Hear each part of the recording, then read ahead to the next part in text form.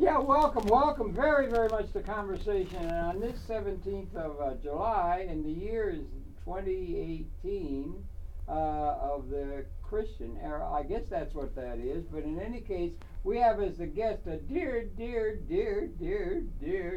friend of mine, Paul Levinson, the guru of the information technology. He was a close friend of Marshall McLuhan, fair to say, and he's a reader of the situation, technological and particularly information. In a way, Paul will write a book the way I'd write a letter home to mother, and it's all letter perfect. And he's one of the best writers I've ever had an occasion to know. And I'm happy to say he's a good personal friend of mine for about 40 years. And Paul, it's so good to welcome you to the program, to introduce them to your new books, Paul Levinson, Fake News in Real Context, and McLuhan in an Age of Social Media. So good to welcome you to the set. Thanks, Harold. It's great to be back here with you. Actually, Even though I'm not actually in your studio. Thank you for correcting me, as always you will do. Every time I make a little bit of mistake, you have to jump right in and correct it. Yeah, you see, that's an right. editor's thing. But anyway, so you've done that, and it's so good to be in touch with you. We've been out of touch for a while. So you've written two new books, right? Maybe we take them let's say Fake News in Real Context. That's the title of a book. Why don't you talk about your perception of fake news? The word is used a lot.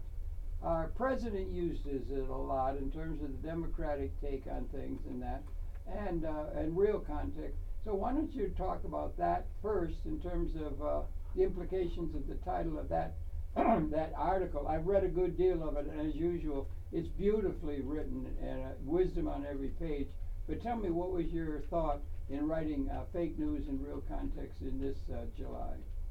Well, thank you for those kind words. But to begin with, we didn't really hear much about fake news until the very end of the election of 2016, when stories began to emerge. Some of them, frankly, so absurd as to almost be not believable, but sadly true.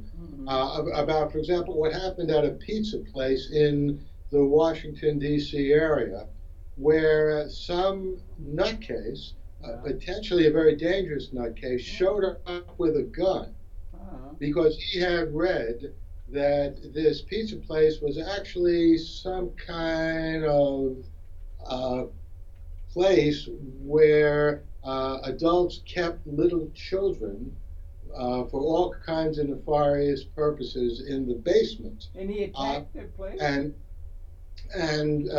But that wasn't the fakest part of the story, because according to these reports, what got this guy motivated, the people who were behind this ring and behind this pizza place were Andrew was Weiner, the former New York congressman, who actually was involved in some sexually unsavory activity, but nothing like that. But John Podesta, the head of Hillary Clinton's 2016 campaign, and Hillary Clinton herself. So when this report surfaced, people began correctly saying this is fake news. One of the points, though, and that's when I got interested in the topic. One of the things that I had already known, but I quickly discovered more of when I, looked through history, was that, fake news, crazy stories like this have been with us for a long, long time. Round for the example, campfire, like, well, and during the Middle Ages and the Renaissance, there was the blood libel. Christians were spreading stories that Jewish people drank Christian blood, the blood of Christian children, Jewish holidays, just horrendous stuff. But so that was, bad. And the truth is, I don't think that fake news was decisive in Hillary Clinton losing the Electoral College. I mean, she did win the popular vote. She lost the Electoral College for, I think, reasons that by and large had little to do with fake news. But I think things took a turn for the worse, and I'll never forget this. I was watching television. It was January 2017. Trump is already elected president. He has not yet assumed the office, and he's giving a press conference in New York. And Jim Acosta, a well-known reporter from CNN, is trying to ask him a question. And Trump, just as, by the way, he did the other day, he points at him and says, "You're with CNN, you're fake news, I'm not answering the question." He said the other day, "I don't take questions from CNN." Yeah, right. Exactly, it's the same. So that, to my thinking, was a far more dangerous thing, with far more peril for our democracy than real fake news stories themselves. Because what Trump did in that statement is he cleverly turned the tables and made legitimate news suspect.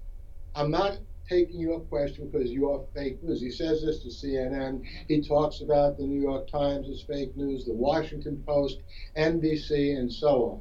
And frankly, when I heard him talking like that for the first time, I know there's some criticism, hey, you shouldn't make analogies to Hitler. That's not fair. Hitler was unique in terms of being evil.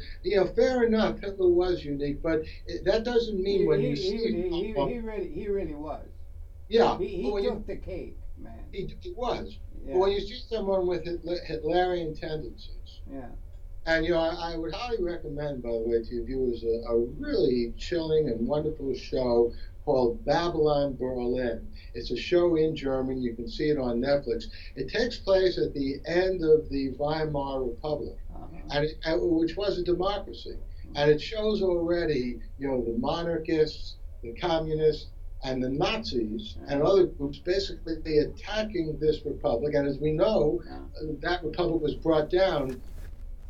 Adolf Hitler and the Nazis achieved a plurality in a democratic election in 1932. Right. And no sooner did Hitler achieve power than he set out on an explicit course of action to undermine the press.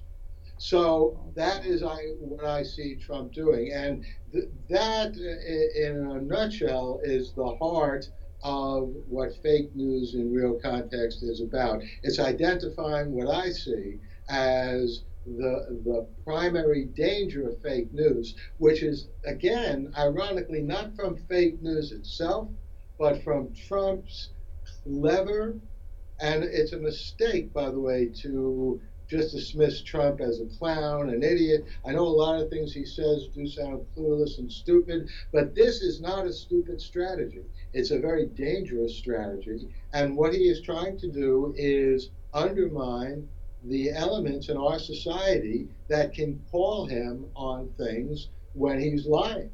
And if we are deprived of a press that people can have confidence in, that means our democracy is going to be in very serious trouble. Well, that's something, there's a lot to be said there, because fake news is often called by one contingent within a situation the news that the other opponent does. They want to call that fake news or so forth, and that we have the truth and they don't.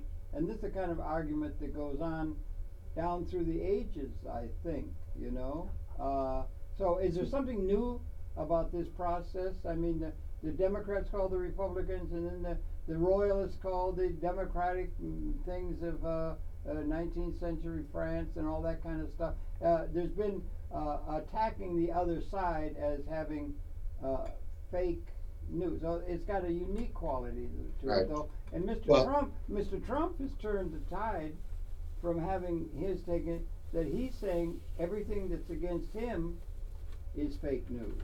That's right. And he's built a huge following based on people who are really, really in his corner. And he's got close on to 50% of the population of the country enthralled to him. I don't know if it's quite that high, but it's high enough. It could be 40, sure. Yeah, but look, here's the point. You're absolutely right that people have always denounced their political enemies as lying, as spreading fake information. Did they use that term fake news or just lying? Yeah, but or here's misguided. Here's the difference. What Trump has done is attacked the news itself. And look, no one is perfect. And I remember there were elements in Obama's administration that attacked Fox for unfair reporting. And I am not saying, and I would never say, that news media are somehow perfect and above slanting the news. And, the New York Times says they print all the news that's fit to print. That's not true. I'm sorry to say that's a lie.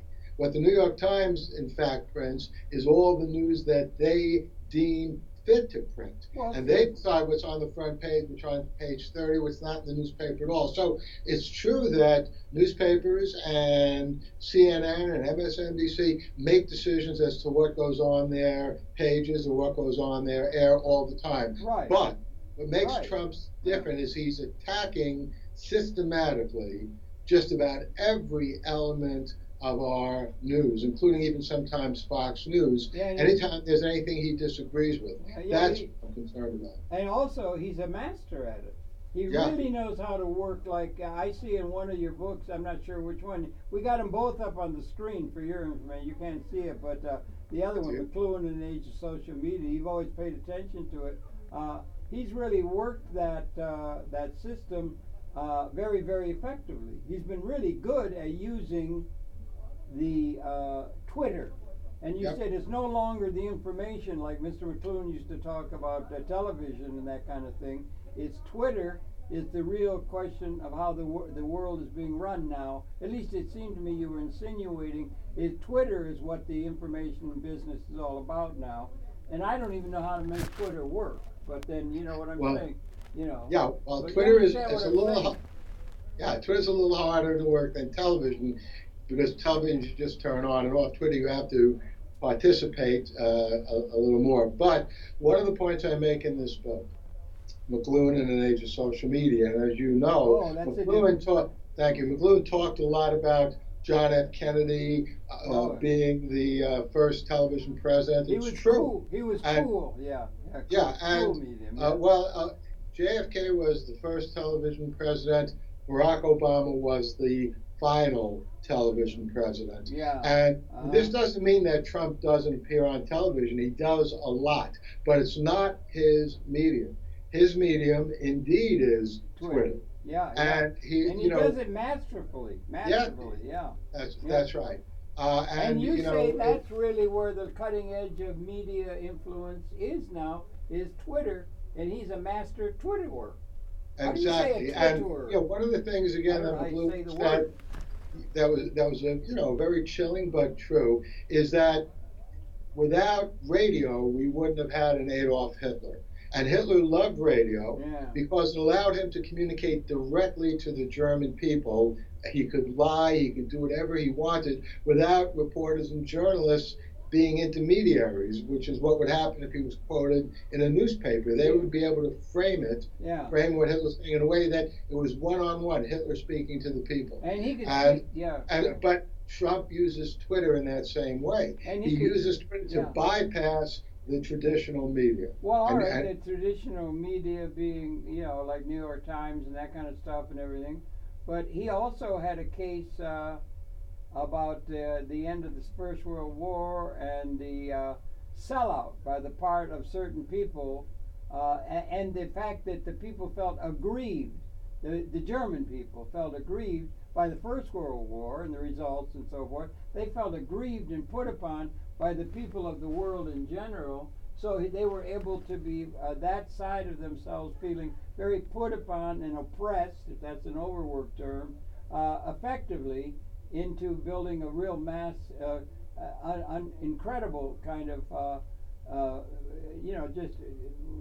complete giving over to that idea of somebody who's going to take them, save them from the disgrace that they've been submitted to. And that kind of thing can be seen by a whole lot of different people, men, women, black people, Jews, that kind of stuff. People who've had something directed against them, they feel a sense of left out or oppression. And that's important because it's felt apparently by a lot of people increasing numbers of socially relevant people in the modern day society. It seems to me, maybe it's a little more subtle than it was then, but that appeal to people who feel oppressed by the establishment, bad guys who are based upon all their fake news about what keeps them at the helm. If you understand, it's kind of mumbling around what it is. No, I agree with you completely. Yeah. You know, but this gets back again to the question, so how is it that Trump was elected? And again, it's true that Hillary won the popular votes, but how did Trump manage to rack up those electoral votes? And just to be clear, you know, it wasn't just the Midwest. No. Florida went for Trump. Yeah. Pennsylvania went for Trump. I remember James Carville was on television when the Virginia vote was coming in. And bear in mind that the vice presidential Democratic candidate was a senator, is still now a senator from Virginia. And I remember Carville was really upset, and that was the first time I began being concerned that maybe Trump would win. He said, look, you know, Hillary might be winning this, but by a really small margin. So even in the state where, you know, her vice presidential candidate is a senator, Hillary just manages to squeak through. And I think the reason that, and this gets back again, well, was it the Russians? Is it, you know, I look, until there is evidence that the Russians actually hacked into the voting booths and literally changed the counts. I don't think, well, there's no evidence as yet that's come forth. No, but but I wouldn't blame the Russians. I think it has to do with the discontent that you're talking about. Yeah, and the discontent, there's reason for discontent in a certain sense, particularly when you measure the incredibly fast growth of the living standard of the Homo sapiens species over 100 years or so. It's just so quickly developing to where there's a great number of people who feel very, very much left out on the picnic of a good kind of life, that the technological and organizational structure of the collective process of producing goods and services and good kind of things for life, automobiles, trains, airplanes, all the kind of things, they're left out. They feel left out on that because it's generally at the behest of the leaders of the society, a small group of people who own virtually all of the capital assets, and the capital assets are taking over the productive process and don't need what workers like Henry Ford needed people to turn nuts on an assembly line. They don't need the workers to justify them getting paid for doing something like serfs on a feudal estate, which has kept them in line. And now they can sense that there is a dysfunction between what they're at, the world they're asked to accept the premises of, and what the glimmering possibility of a world properly organized for everybody in a real democratic way, rather than a projection of a realpolitik, whoever's got the biggest gun can conquer and all that kind of stuff, characteristic of human history. And people sense that, so there's reason for people to be very discontent at a very existential level, don't you think, increasingly? Well, yeah. However, you and I were talking about this before this interview began formally, and I was saying, and I think it's an important point to bear in mind, it's not so much that workers are being more disadvantaged than they were in the past. What's going on is a transformation, and there are good parts to this transformation. Yeah. More people now have access to more information than ever before in history. And the goods of civilization are becoming available. I mean, it used to be everybody, you know, I mean, it's just such an advance, and the advances are there, and the advances are coming exponential of a capability of taking care of everybody that never could have been done in the past because we didn't have the capability of production to provide for everybody for what we call as a civilized life. We do have that capability now, and the systems in place are for a system we're coming out of, but we don't have birth to the new system that deals with the future that's emerging all around us. So it's frustration writ large on all scales of society. Right, but I think the good news is open target for people, of a persuasion where they can manipulate that consciousness to their political advantage. That's right, and I think that especially affects older people who are not as conversant and comfortable with these digital opportunities, and that's why I'm fundamentally optimistic. I also want to make a point that I am too. So we ought to get to that at some point. We're just talking very grim here, but we ought to talk. Right. I feel very optimistic about the prospect, but I'm very, very worried about the dystopic possibilities there. They're obvious, But go ahead, please. Well, I think one of the things we also saw in the 2016 campaign was how well Bernie Sanders did in the Democratic primary. Where he actually did win a fair number of states. In the end, Hillary won that pretty convincingly, but no one expected someone, a self-avowed socialist, who basically was marginal in politics until that election, to do so well. That reflects also, it's another aspect of this same revolution that we're talking about. The people who voted for Trump felt disaffected. They felt out of the developments that, in their view, were benefiting other people. The people who supported Bernie Sanders were more digitally aware. You think so? Yeah, maybe. Yeah, I'm not sure. Yeah.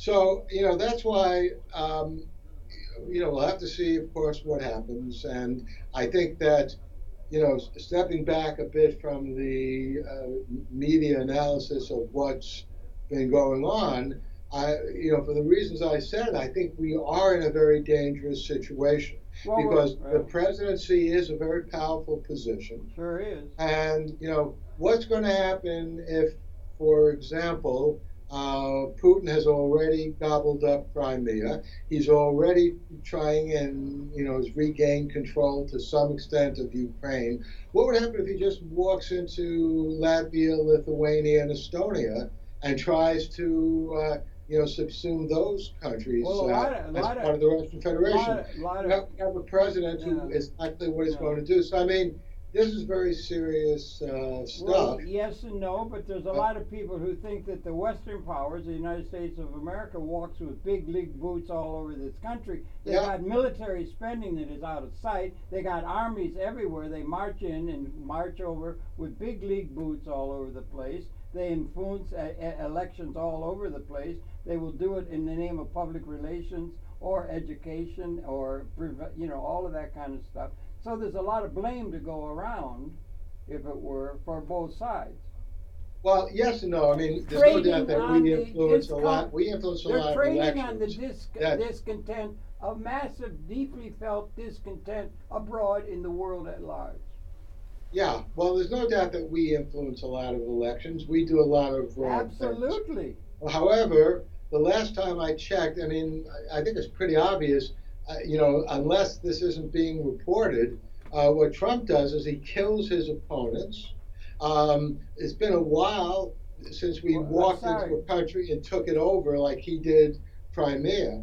So I do think, I don't agree that there is an equivalence. I think that we're no angels, that's for sure. But to get back to why I was saying all right, go ahead. I question that thing about Crimea, but go ahead. I'm the only one I think that would. Eastern Crimea or Western Crimea they had reasons for their taking that. There were reasons based by demographics that don't seem to ever come up. They just want to have that as a talking point, But anyway, go ahead. Okay, all right. Well, so one point on that. Hitler had reason to go into Czechoslovakia. Yeah, right. Sudetenland did have German-speaking people. Right. But okay. But the point I want to make is in terms of the grounds I have for hope. I can't remember her name, but the young woman who won unexpectedly. Just now, yeah. Democratic primary for a House seat in Brooklyn. I think that's a great development. I think therein lies exactly what I'm saying. The grounds that I think rational people can have for hope. She has no political experience. I mean, she's a left-winger. Right. She's a left-winger. That's right, but I think that's good. And frankly, you know, talking about New York politics, since we're here in New York, I think Chuck Schumer is almost a caricature of what we don't need as a Democrat. Yeah, yes, he says the right things. He has no passion. He has no originality. And frankly, what I would like to see, and I think this victory by a person with no political cred whatsoever is an indication that's beginning to happen. Well, a lot of people would hope so. A lot of people on the left would hope so, yeah. That's right. But these are results of the digital age and the access to information that people have. Now you're getting down to your bailiwick, because you are the master in terms of understanding the implications of the digital age and the new developments in information. And we could maybe talk a little function on your other book, McLuhan, in an age of social media. Why don't we talk a little bit about Mr. McLuhan and his reading of the importance of the understanding the importance of the digital revolution, which was getting started in his time out of print and all of the biases of print as opposed to electronic, and the implications of that, all of which is going, all those electronic things and those things are going, it's going exponential now into robotics. Is now the serious people are talking about robotics that can seriously undercut the need for wage slaves or people that have a job within a system of production which doesn't need people to turn out widgets, because they've got machines that can do it better and cleaner and more advanced and everything. And people are becoming as wage earners, and there's a left particularly connected to the labor theory of value as something really sacred and so forth, is being challenged by the technological development, or is it? Okay, let's talk about that first. Then I'll get back to McLuhan. But on that last point, you know, one of the things and I'm sure, you know, just about anyone, at least, you know, here in the United States, I don't know how it is in other countries, have noticed, is how toll booths have radically changed in the last decade or two. Meaning that, you know, when I first started driving around, there was, when you went through a toll booth, there was, I mean, maybe once in a while there was a woman there. It was usually, though, some poor guy breathing in these exhaust fumes, fantastically unhealthy, and it must have been one of the most boring jobs in the universe to just sit there and collect tolls. Let me finish. Because of innovation and digitalization, that job has been eliminated. Now, basically, most jobs are boring. That's what they have to be taught to do. A boring something to get money to pay the kid to have more food. No, but there's no reason that a human being has to do a job that's injurious to his or her health. It's the way they get money, Paul. That's the only way they have.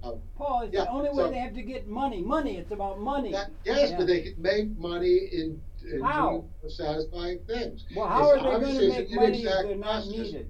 But okay. So listen, I am totally in favor of robots replacing people doing jobs when the jobs that those people are doing are physically and mentally unhealthy. The ability it goes right through the whole human condition. Everything, bookkeeping, stock trading, everything is being done better by information technologies that don't need people in order to have great productive capability of goods and services that could be useful to the massive population. And thereby getting everybody unemployed, when it gets to its real, they're going to undercut the market. The people have to be able to clear the market. How are you going to get money to people if they're not needed as a wage slave or a worker within a system where they have to do some boring something in order to feed the kiddies, which they've had to learn to adjust to through 200,000 years of human existence?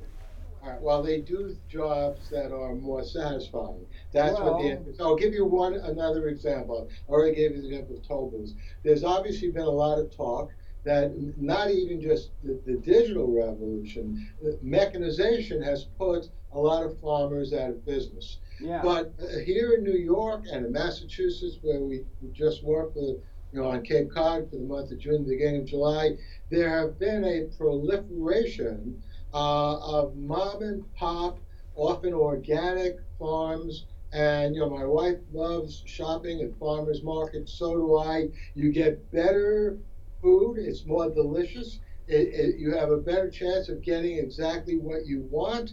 It's healthy for you. And the people who do that are making money that way. So, yeah, the farmhand who had to get up at 6 in the morning and work like a dog, maybe that to some extent, not maybe, that's definitely diminishing, but farming is being done a different way. Well, it's being done like the old-fashioned way with back-breaking holes. I got put on a farm by my mother when I was about 13 because she thought it'd be good for me to learn all those good basic things. And they had the hay mow and the horse, and they had the thing like that, and they had the little kitten licking milk out of a saucer and all that kind of stuff. And you could get a hoe and you could go out and hoe the field and everything. And I was out there for a while, and I'd be in the middle of a field as far as you could see. There was and I got the hell back into the city real quick because you had to work. And it was hard, back-breaking work. And it wasn't particularly beneficial. But it's more satisfying than just being a laborer for a huge, farm. The point being is the labor. From what I've seen, I've met many of these people. But let's get back to McLuhan, because that is an important point. Yes, by all means. McLuhan's a major voice. James Joyce and a whole lot of reading on the importance of social social tendencies. Yeah. That's right. Now, one of the books that you and I talked about almost 20 years ago was Digital McLuhan. Yeah, this great. book came out in 1999, a book I wrote. Yeah. And Digital McLuhan was, in effect, predicated on the fact that in 1962, McLuhan talked about the global village. Yeah. Before there were any digital communications, before there were telecom satellites, but one of the reasons why McLuhan is recognized as such a genius and so perceptive, McLuhan was able, not through some kind of clairvoyant means, but through his understanding of human conditions and the human condition to literally see into the future. And he understood that where television and radio were going, which in the early 1960s, television, had replaced radio, but it was something people watched television in each of their homes. Yeah. They couldn't contribute to television. They just watched it, so it was one way. Everybody in the country might be watching the same show, but there wasn't much they could do to communicate about that. When I wrote Digital McLuhan, and it was published in 1999, I wrote this at the end of the 90s. Yeah, it was a masterwork. It was a masterwork, Thank you. Yeah. But this was the beginning of, for the first time, people being able to use the web, to use email, to basically, in effect, put television into a truly global village frame. Also because electronic. By the late 90s, people, they're watching television, and you could communicate to someone. You could be here in New York, communicate to someone in England, somebody in Paris, wherever. Yeah. But here's what I didn't talk about in 1999. Yeah, right. I didn't talk about social media. I didn't talk about Twitter because Twitter didn't come online until 2006. Right. I didn't talk about Facebook because Facebook didn't come online until maybe 2002. Yeah.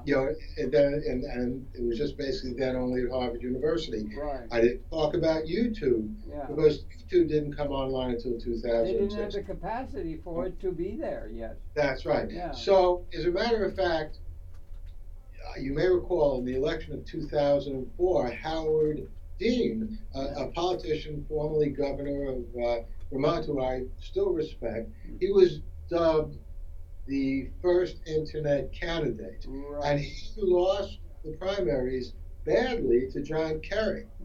In turn, then lost to George W. Bush running for re-election. Yeah. But the reason that Howard Dean lost is he might have been the first internet president, but the internet wasn't ready. Right.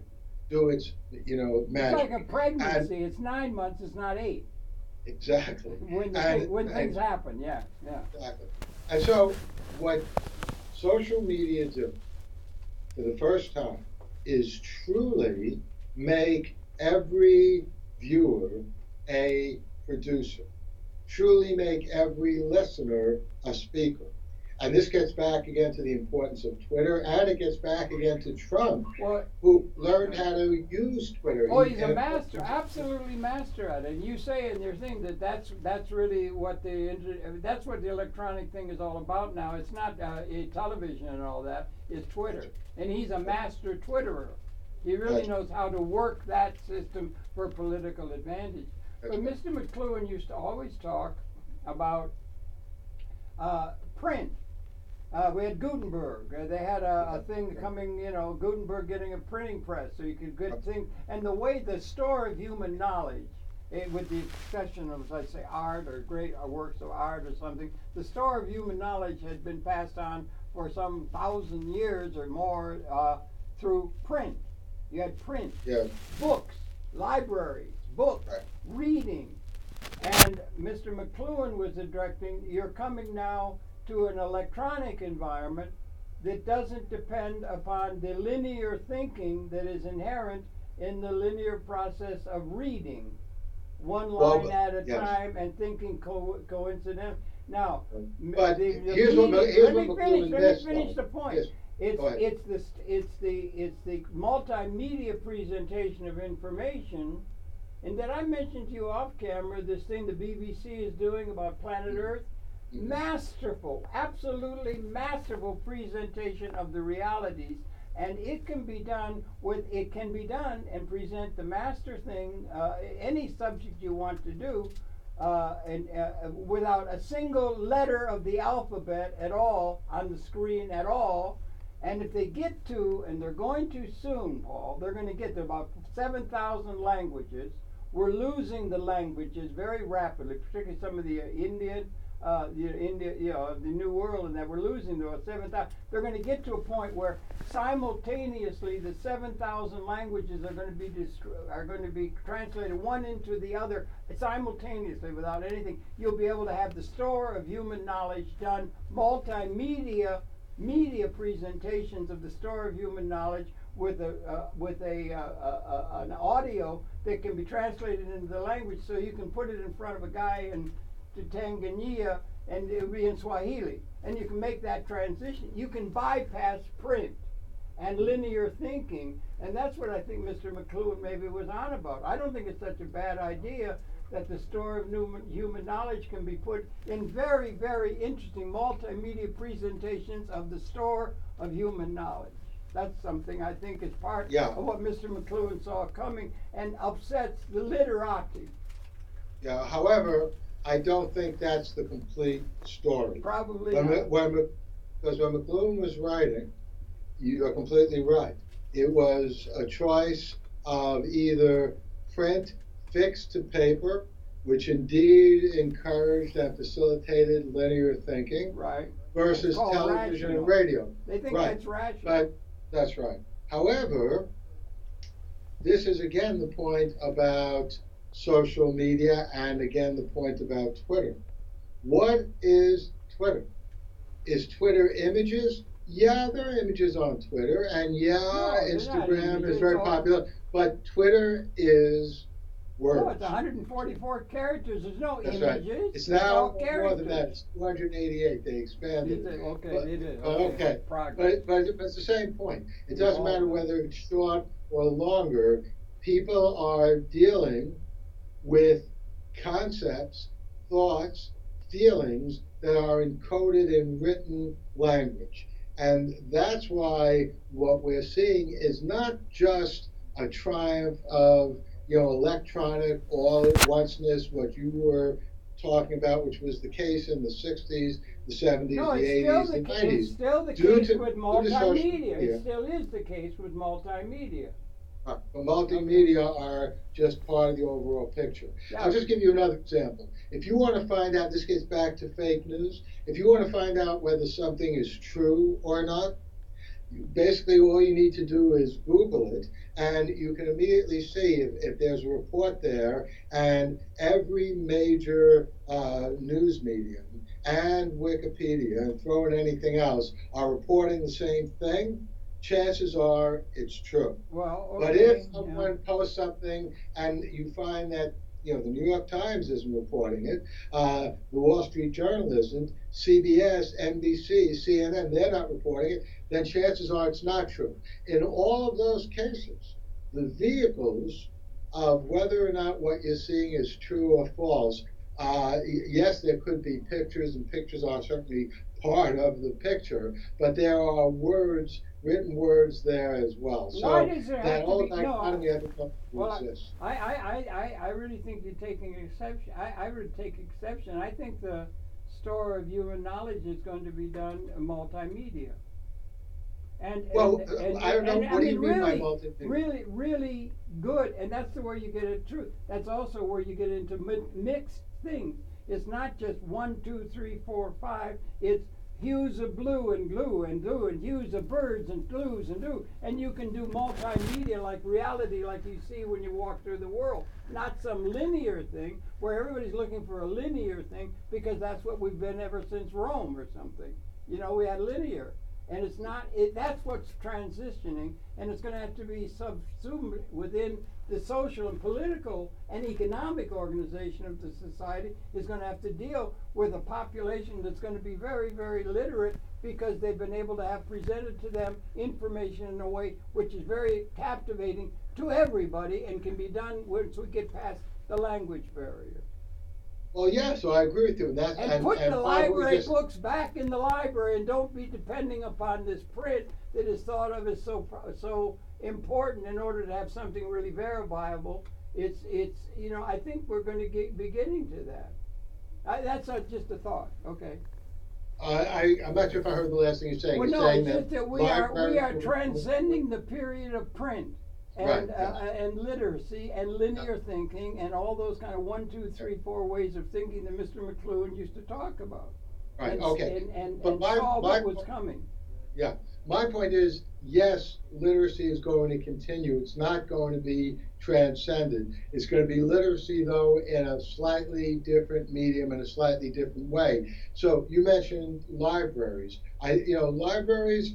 Once something in a library is scanned and put online, you no longer need to walk into that physical library. It might be enjoyable, you can do it, but this again is part of what I was saying before. For the first time in history, increasingly someone can be anywhere in the world and they can have access to any knowledge that ever existed and now exists any place else in the world. And that could be done, that could be done in a book, and that can be done in a multimedia presentation where great attention and great artistic thing is there to make it interesting and translatable immediately into the languages of the world, so you bring everybody in on it rather than just the literati.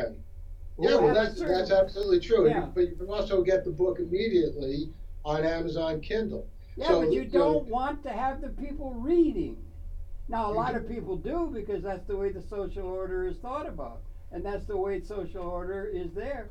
But the thing that you're getting to is they're really observing. When you walk through the world, you don't sit there and say A, B, C, D, E, F, G, A. You say that's a beautiful elm tree, this is that, this is that. You walk through it multisensorily. That's the way you confront the world. Right. And they want to put them down to where you're getting people equipped to think that, so they'll fit on Henry Ford's assembly line as a good wage slave or serf or somebody out of state where all the assets and everything is owned by a few people. That's one of the things they're going to have to get over. Well, I think that it's not a choice of either or. But the fact is that reading is a good thing. Multimedia is a good thing. There are different ways of communicating, ideas, and the full harvest of human creative production. Okay, good enough. Yeah, well, so is art, so is Michelangelo, and the things that live and all that, and storytelling around campfires and so forth. Yeah, all kinds of things out of history. But it's not the way it's going to be. What do you mean it's not the way it's going to be? I think the multimedia is going to be the store of human knowledge is going to be safe. Is going to be able to be presented with hues and with, like a sunset.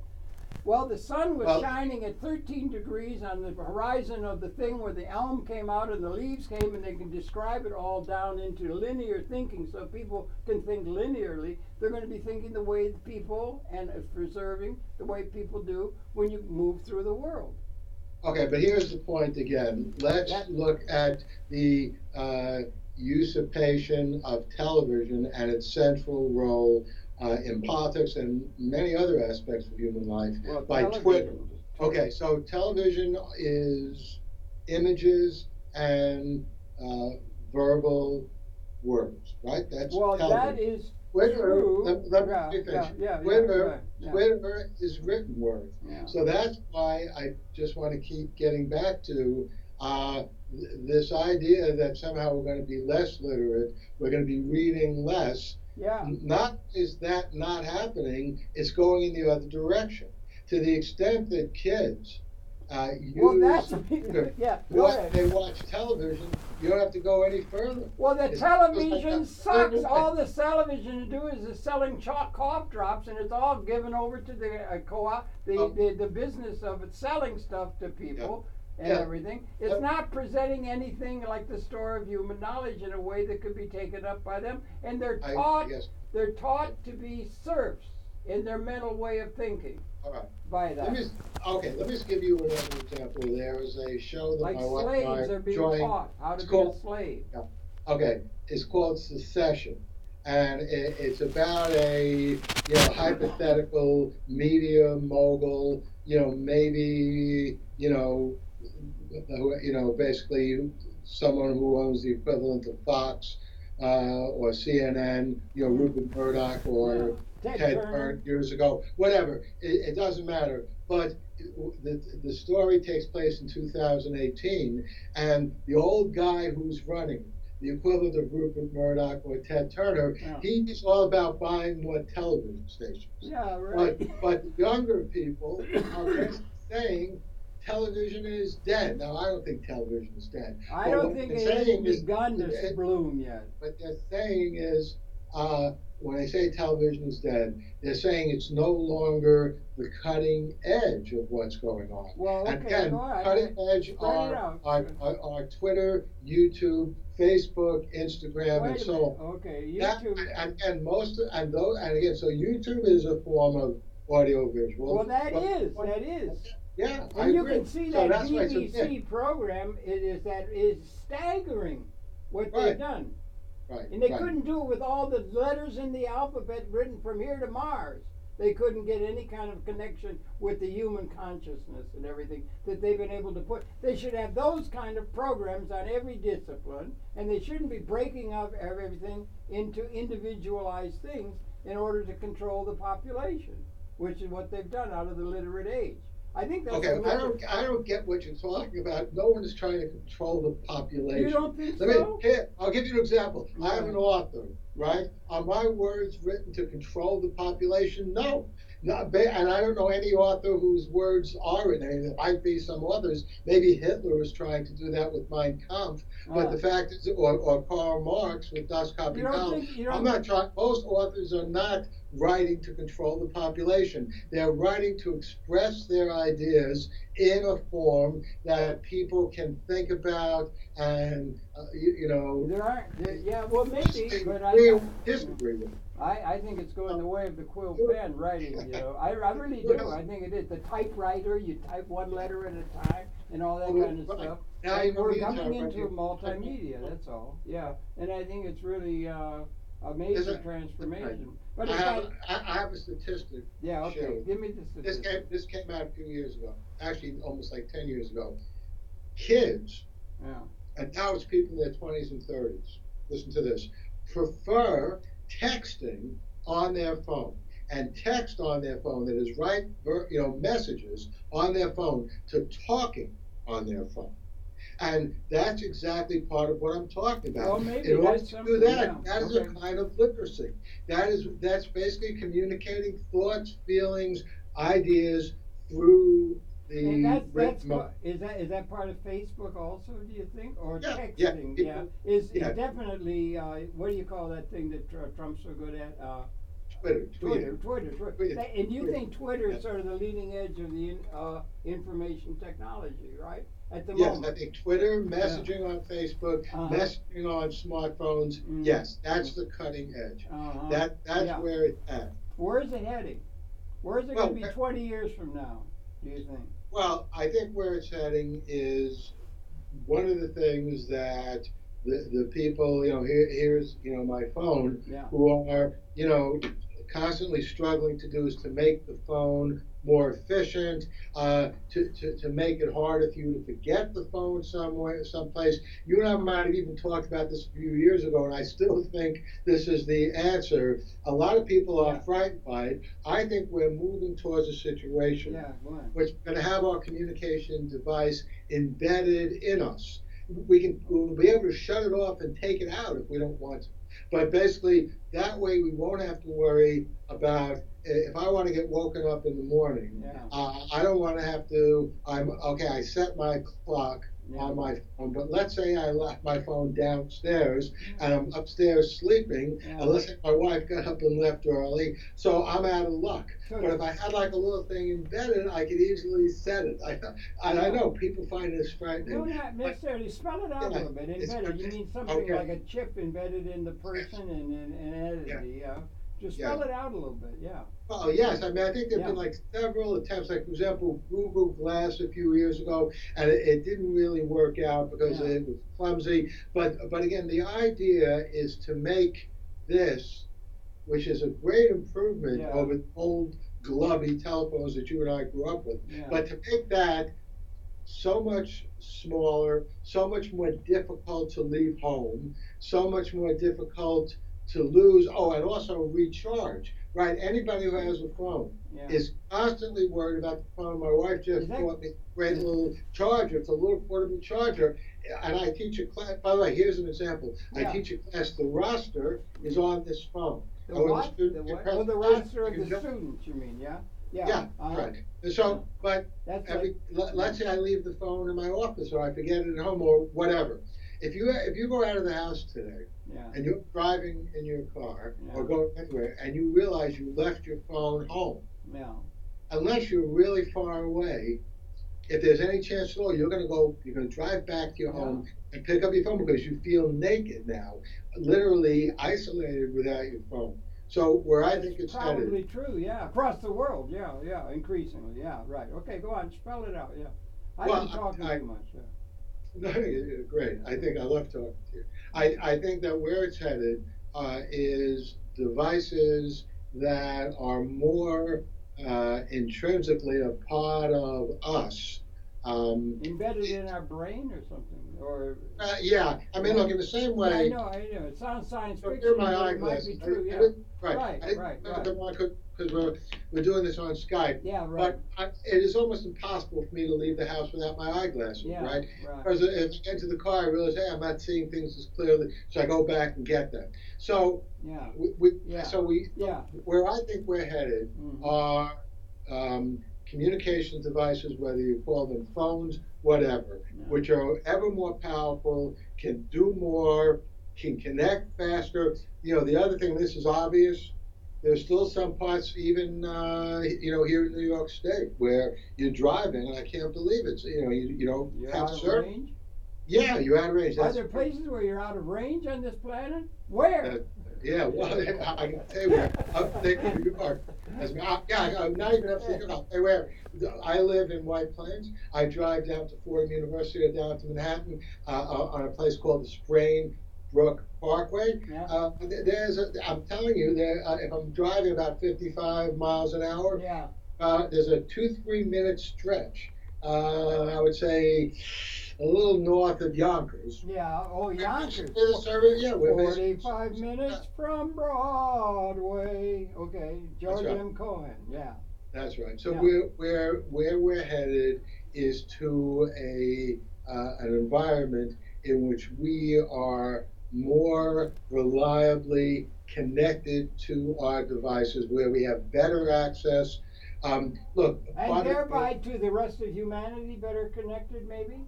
Yes, because it's a connection of like a punctuated equilibrium thing in evolution. There's 100 trillion cells in a human organism. Every cell matters, has an individual identity, and they all work as a system. That's right. Healthy. That's what we want to have for how many people we're heading for? We got 7 billion. How many are there in the world now? I don't know. Probably close to that. But by the way, the other aspect of that, you and I haven't much talked about that, is space travel. Getting off this planet. You think we're going to go travel into space? You think that? You do? Yeah. It's a natural progression. I think it's a linear perception. Well, one of the great disappointments of my life, I don't know how you feel about this. We're approaching July 20th, the first time in 1969 when a human being set foot on the moon. I remember. Back then, if you had told me, I would have bet $1,000. I don't know. I didn't have $1,000 back then, but I would have easily bet $1,000 or more if I had the money. What would be the odds? In 2018, what odds are you going to bet the 1,000? What are the odds? What are the odds? I would have thought in 1969 that by 2018, yeah, we would be on the moon, on Mars, all over the solar system. So that's part of this also. It's not only everyone on this planet. Yeah, yeah. It's everyone in this solar system. Well, okay, that's another thing. That's a whole other thing. I have a feeling we got a rendezvous with a liberated humanity that never has been. It's never had it. I think we're going to have to get a situation where everybody's able to participate collectively on their own terms, in terms of their full capability, like all of the cells in a human organism operate as a system, like a liberated thing, and you get a systems qualitative transformation, like punctuated equilibrium and evolution, and we're going to come into a new relationship in the universe collectively. Well, I agree, and I think it's happening already. It's happening already through these smartphones, because it doesn't matter where you are on this planet.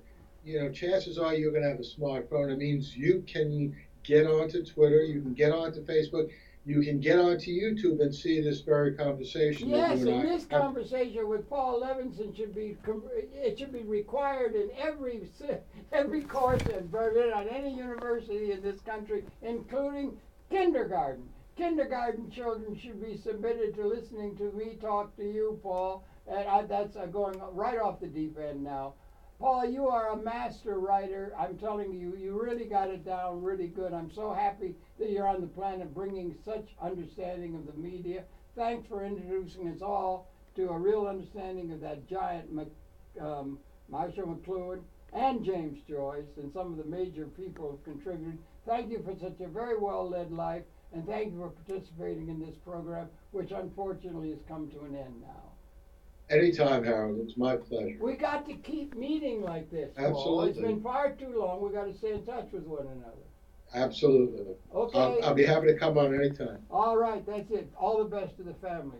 Push the envelope. All right, thanks. Try to stay out of trouble. That's impossible. Promise me. No, okay. No, I don't make promises I can't keep. Okay, good. Thanks, as usual. Okay. It's Paul. Thanks a lot. Okay. Thank you.